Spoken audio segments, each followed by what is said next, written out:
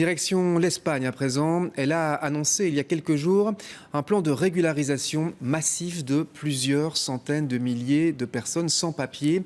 L'idée du gouvernement socialiste est de répondre aux besoins de main-d'œuvre de l'économie. Cette idée pose toutefois un vrai défi logistique pour le pays. Reportage de notre correspondant à Barcelone, Henri de la Guérie. Ils patientent depuis des heures. Certains d'entre eux ont passé toute la nuit devant le consulat. 3 heures du matin jusqu'à maintenant à midi. Ils vont attendre là pour ça. Ces Pakistanais viennent chercher leur certificat d'absence d'antécédents judiciaires, un document clé pour obtenir un permis de séjour. Ce plan de régularisation sonne pour eux comme une victoire. Très bien content avec l'Espagne. Merci beaucoup au président. Moi, très content avec lui. Il veut donner papier. Nous, on fait quoi? Nous, il ne fait rien. Nous travaillons, nous payons taxes. L'Espagne exige un minimum de 5 mois de résidence. Entre 500 et 800 000 personnes pourraient obtenir un permis de séjour. Parmi eux, 90% de Sud-Américains, dont une majorité de Vénézuéliens et de Colombiens. Ça fait 2 ans que je suis ici et 2 ans que je travaille au noir. J'ai 2 filles, elles sont mineures et donc ça va nous changer la vie. Je vais avoir un bon travail avec un meilleur salaire.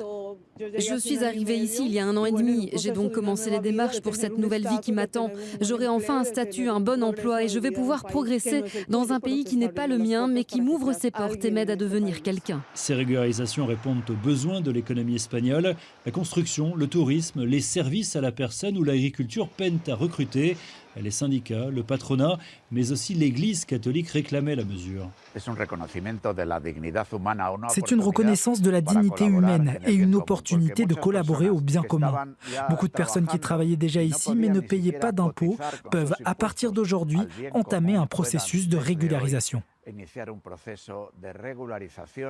Mais comme ailleurs en Europe, l'immigration est ici un sujet sensible. La mesure ne fait pas l'unanimité. Favorable dans un premier temps, la droite dénonce aujourd'hui un appel d'air. À l'extrême droite, Vox se mobilise contre le décret et vient de lancer une pétition. À l'issue de ce processus de régularisation, l'Espagne devrait franchir la barre des 50 millions d'habitants. C'est une croissance démographique record en Europe. Cet afflux de population alimente la croissance économique, mais cela représente également un immense défi pour l'Espagne. Le pays manque de logements, les services publics et les infrastructures sont sous pression. Chaque année, le pays construit environ 125 000 logements, alors que selon les experts, il en faudrait 3 fois plus. C'est ce qu'on appelle mourir de son succès. On est en pleine croissance, l'économie va bien, mais il y a des tensions dans les services qui accompagnent cette économie. S'il y a plus de gens qui arrivent, on a besoin d'un budget plus important pour la santé. Il faut davantage investir dans le logement et il faut plus d'argent pour les transports, parce qu'on l'a vu ces dernières semaines, on a de gros problèmes d'entretien de notre réseau ferroviaire. Les migrants ont jusqu'à la fin du mois de juin pour déposer leur dossier. Les permis de séjour auront une durée d'1 an, ils seront renouvelables ensuite.